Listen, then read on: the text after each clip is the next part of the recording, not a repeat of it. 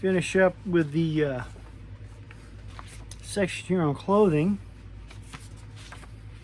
Here's a couple more pages.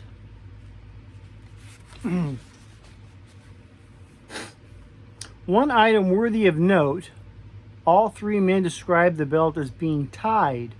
I thought this might have been another term for buckled, but in describing an attack on Rice's fort, Doddridge described a man being pursued by an Indian, during which chase the Indian grabbed the man's belt, which was tied in a bow knot, leaving the Indian holding the belt as the man ran off. He also mentioned weaving belts and shot pouch straps as a boy on what,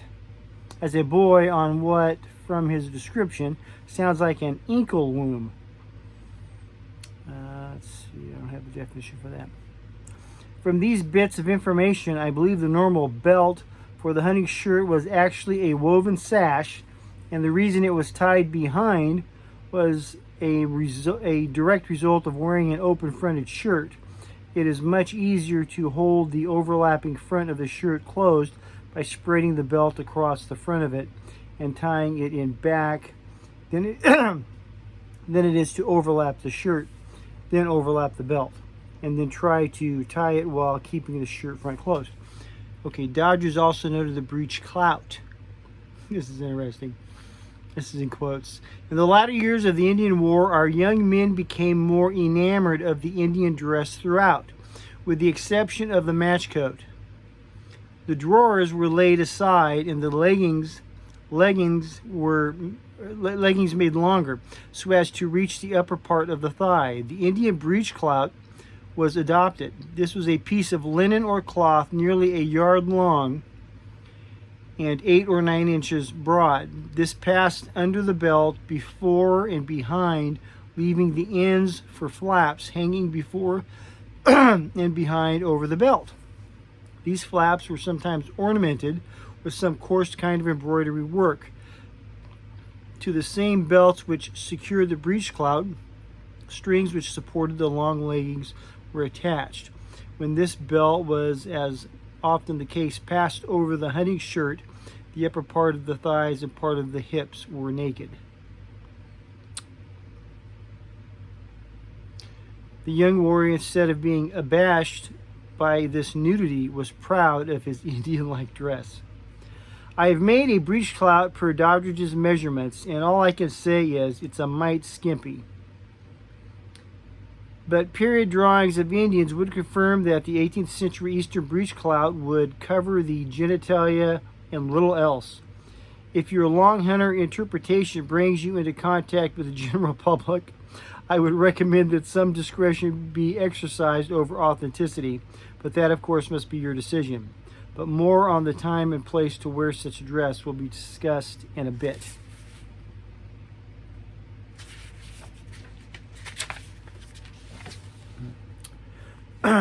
There is indication that the superiority of Indian dress over European clothing in the wilderness was apparent to more than mere backcountry settlers. George Washington, a gentleman planter whom one would expect to look down upon such dress, actually approved of it under the right circumstances. In a letter written in 1758 to Colonel Henry Bouquet, commanding the Virginia forces, Colonel Washington wrote, My men are very bare of clothes. My men are very bare of clothing, and I have no prospect of a supply. This want so far from regretting during this campaign that were I left to pursue my own inclinations, I would not only cause the men to adopt the Indian dress, but officers also, and set the example myself. Nothing but the uncertainty of its taking with the general causes me to hesitate a moment at leaving my regimentals at this place, and proceeding as light as any Indian in the woods. 'Tis an unbecoming dress, I confess, for an officer, but convenience rather than shoe, I think, should be consulted. It is noteworthy that Washington's request was approved. Also, Doddridge mentioned the match coat, which is the proper name for a blanket worn Indian fashion, belted around the waist and draped over the shoulder or over the head in cold weather. In 1755, Washington ordered the Rangers attached to his Virginia regiment to wear match coats in lieu of the regimental coats that he could not obtain. The military application of an Indian-like appearance, even through the early part of the Revolution, was more or less considered acceptable, or at least tolerable for lack of better, by military leaders. But for everyday wear, it would appear that such dress was not often the norm for all save the very poorest men in the back country. Doddridge wrote, "In some few instances, I have seen them go into places of public worship in this dress. Their appearance, however, did not add much to the devotion of the young ladies."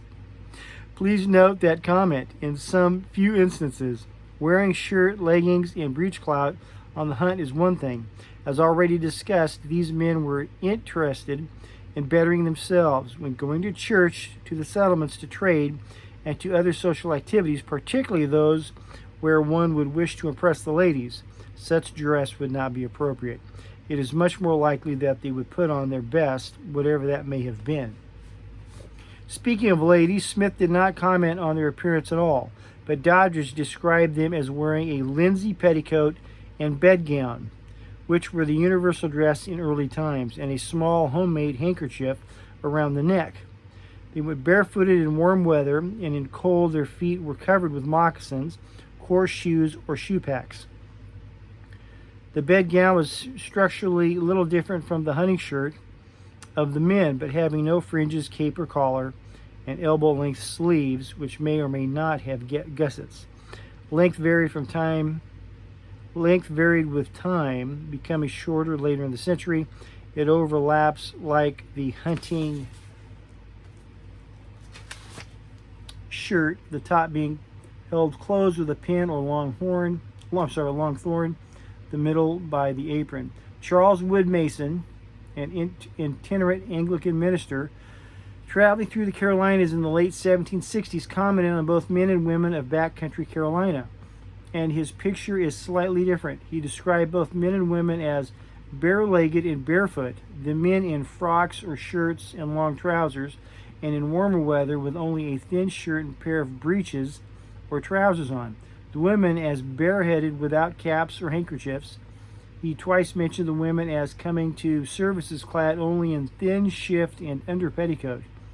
One practice also caught his attention and perhaps his imagination. It says here in quotes, "The young women have a most uncommon practice, which I cannot break them off.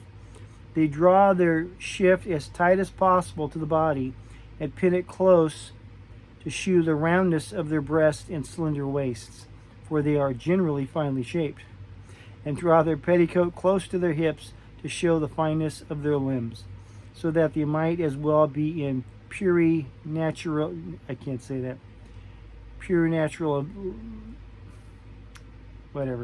naked.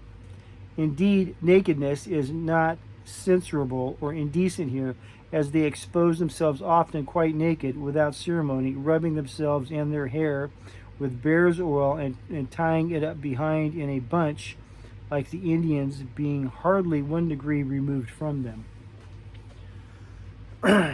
Starting to look like their neighbors. Let's see here. It must be remembered that Wood Mason was one of those who looked on the people of the back country with considerable contempt, and his broad observations are strongly colored by his narrow point of view. I apologize for giving such a short shrift to the ladies, but my primary topic is, after all, the Longhunter. The women of the frontier would be better served by their own book, but I couldn't simply ignore them altogether. Let's hold it off right there and we'll continue on. Love you. God bless.